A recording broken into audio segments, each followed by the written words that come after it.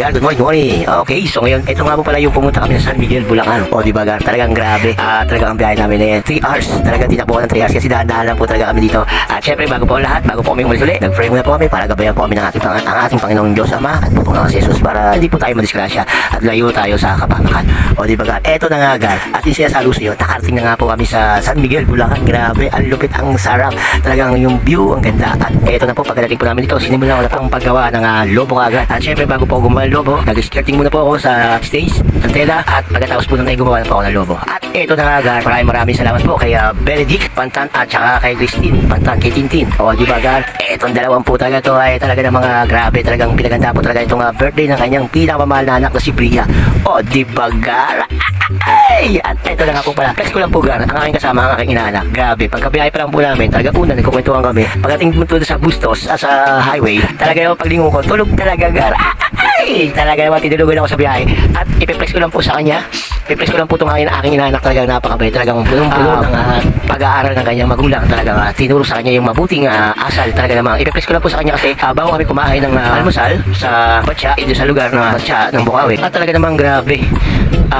Natouch ako sa kanya kasi pumila po kami sa counter. Bibili nga po kami ng pagkain, lugaw, tsaka tokwa, baboy, ganun. At eto na nga, grabe, Gar, talaga nang nakakita siya ng 100 pesos. Sabi sa akin, Ninong, nahulog ng babae yung 100. Kaya dali-dali siyang sinuli ang 100. Grabe, talaga napakabait tong batang to. Talagang punong-puno ng pangangaral na magulang. Kaya saludo ko sa iyo, Francis Camara. O, di ba, Gar? Pero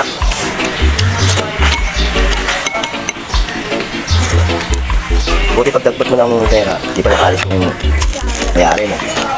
Tama yung ginagawa mo. Pagin ko, buti nakatawa. Tama yung ginagawa mo. Pag hindi sa'yo, ibalik. Tama yun.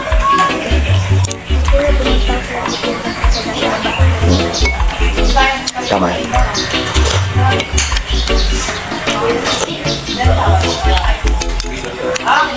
Number 1, yung tinuturo ng magulang mo, di ba?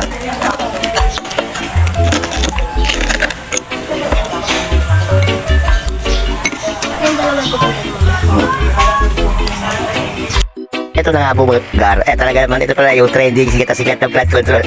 Ay! Nakita ko na rin, Gar. At pipis ko lang po sa yung kumari ko. Grabe, kaya pala hindi sa akin sumabay. San Miguel, talaga naman takot magtulak ng owner. Sumabay doon sa aking kaibigan. Talaga naman, kumare, ang lapit mo. Always happy.